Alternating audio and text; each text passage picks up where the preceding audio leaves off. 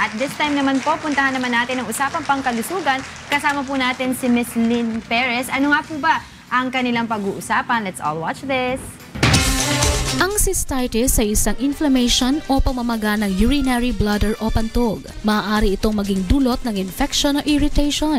Karaniwang makikita ang cystitis sa mga cancer patient. Pinakamalalang uri nito ang hemorrhagic cystitis na nakakaapekto sa 10 hanggang 40% ng mga pasyenteng nakatatanggap ng mataas na dosage ng chemotherapy. Ngayong umaga sa usapang pangkalusugan, ating palawakin ang kaalaman tungkol sa hemorrhagic cystitis kasama si Dr. Joseph Lee.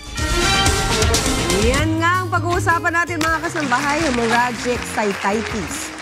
Cystitis. Alam mo, very new sa akin to, kaya very interested ako na malaman itong sakit na ito. Let's talk about it, hemorrhagic cystitis. Ano naman ang ibig sabihin niyan, Doc? It's not common but it is common. It is not commonly term, but it is common na nakikita sa pasyente, especially patients who are of matured age, hindi ko sinabi elderly, na female, very high in ratio.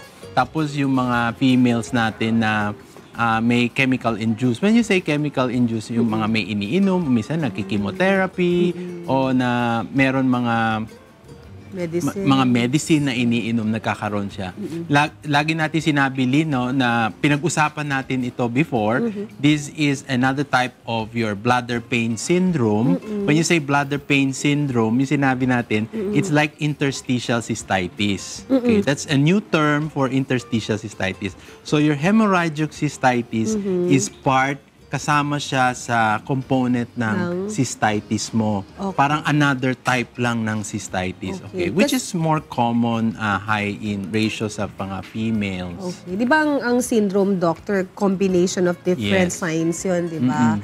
And hemorrhagic, pagkaalam ko Doc, correct me if I'm wrong, pagdurugo yun. Tapos yung cystitis, pamamaga. Yes. So nagdudugo at the same time namamaga yung bladder. Yes. Kasi pag inano natin, Lynn, ang cystitis in general, yung symptoms niya, yung frequency, retention, dysuria, yung pagbabalisaw-saw, tapos pamamaga ng pantog mo, tapos ano ba ang sanhi nito mga pangmamaga? Because there is increase in your production of your mast cells, MAST mast cells, which are common in sa pantog mo, sa lining ng pantog mo. Right. So when they are irritated, either they get inflamed or they go into hemorrhagic state.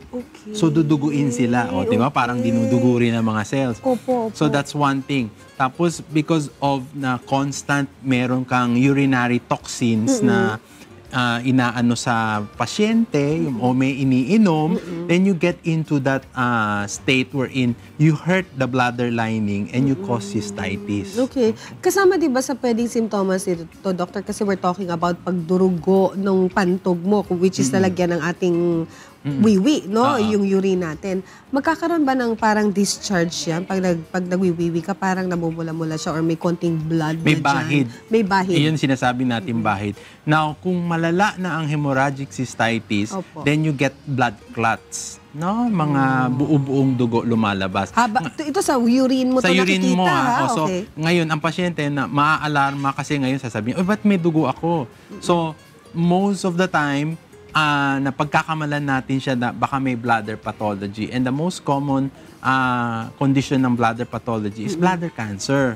Bladder malignancy. So, dapat talaga napapacheck pala yan. Oo, napapacheck siya maigi. Tapos, ang mga chine-check naman natin, urinalysis, urine culture, blood examination. Tapos, ang pinakamaganda kasi yung cystoscopy. I think we have a picture of that. Kasi, yung ginawa natin sa isang pasyente. Para sa kaalaman ng ating mga kasambahay, ito pong klase ng diagnostic test na isinagawa po ni Dr. Joseph Lee. Isa sa mga pasyente po ng clinic ni Kuya kung saan initially, doctor, na-diagnose siya na parang may bukol sa pantog, di ba? May bukol siya sa pantog, nakita doon sa kwelyo ng pantog niya o your bladder neck. Now, nag-alala ang pasyente, Lynn, kasi may yung initial consult niya, kala daw baka may tumor. So, pinapa-opera, ganon. Sabi ko, bago siya operahan kasi we have to undergo the the initial procedure, which is your cystoscopy. Yan yung oo, sinasagawa yung ngayon. ginagawa natin, yung pinakita natin yun. Dok, ito yung parang may camera, yung parang ganyan, ito yung may camera. ipapasok sa kaloob-looban mo. Yung sa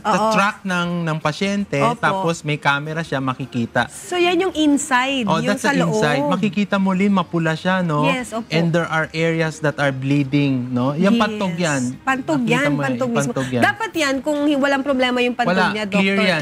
lang Nakikita siya, mo yung white may mga lang. whitish portion dyan. Yeah, dapat yan ganun ang lang clear. siya. Tapos, ang problema niya, mamaya makikita mo may mga pula-pula siyang parang mga varicose veins. Parang ang dating doctor, mga nagputukang dugo. Yes, May mga nagputuk. parts na namumula, Oo. may mga parts na hindi, may puti, may ano. Yes. So, nakakatakot lang itsura. Yung pasyente kasi that time kasi meron siyang intermittent bleeding. ano po yun?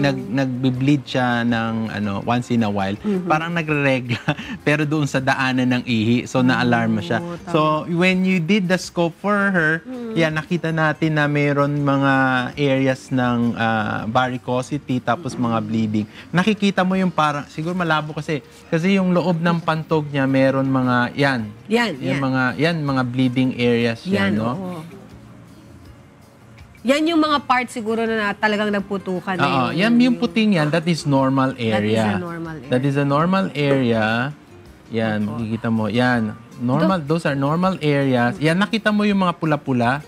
Ayun, yun ang mga PTK na sinasabi. That is very, very common for hemorrhagic cystitis, especially for females. Kasi yung pasyente yata may iniinom, may pinainom yung isang relative. So, yung possible cause nga niyan is mostly pag-inom ng gamot or may if pag-inom they're ng gamot o mga chemical, yung pasyente may undergoing chemical therapies or mga chemotherapies. Yung mga puti niya, ayan, you see that portion, yung parang ugat, that is a varicosity of the bladder. Kasi pag normal siya, kailangan puti lang siya. Yan. Ayan, no, dami na. Pero doctor, yung possible complication yan, kasi salamat nga sa Diyos, nagbibigay ng simptomas yung katawan natin para mapacheck up yung kaloob-looban natin. Kasi kung hindi siya, yung katawan natin hindi magbibigay ng sign. Mga varicose yan. Ayan.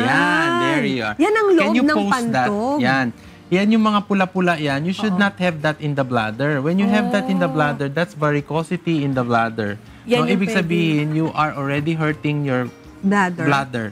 So, magre-react yan later on pag, lalo na for females who are laging nagpipigil, puputok yan, one after the other. Then you will have bleeding, no? If you're not very careful. Kailangan yung nakikita nating normal, yung puti-puti. Yung puti lang talaga. Oo, pero hindi yung mga parang nakikita mo, parang ugat, parang mga doctor. bulate. Dapat Yan. wala yun. Doc, possible complication yan. Pwede ba yan mag-lead into cancer, for example, or tumors in the future kung hindi kaagad ma-check up at If mapagamot? yung toxins levels are very, very high, that can convert the cells. Magbabago yan into a malignant type of cell. Di ba sabi natin yung proseso, pwede siyang Naku, very interesting po nakita natin. Nakakatuwa pagka nakakakita ka ng ganyan mga diagnostic Part test. two. Dahil talagang, di ba, hindi mo basta nakikita yan at yan po ang kinakatakutan ng mga kababayan natin pagka hindi nyo po alam yung gagawin sa inyo. Eh, ganyan lang pala kadali. But anyway, mga kasambahay, don't worry dahil next week ay makikita po naman natin ang part 2 ng ating talakayan ngayong umaga. Yun nga pong hemorrhagic cystitis. Paano nga ba ito muli, yung proseso mismo, yung actual process, and yung pagkatapos. Ano ba ang pwede nating ma-expect pagkatapos po ng diagnostic test na yan. So, salamat ng marami, Doc. We'll see you again next Thursday, God willing. Saka maganda yun din kasi we're talking of something that is not commonly being discussed. Yes. Yun. Sabi ko nga sa'yo, nung first time na narinig ko yan, sabi ko, parang kakaiba sa akin.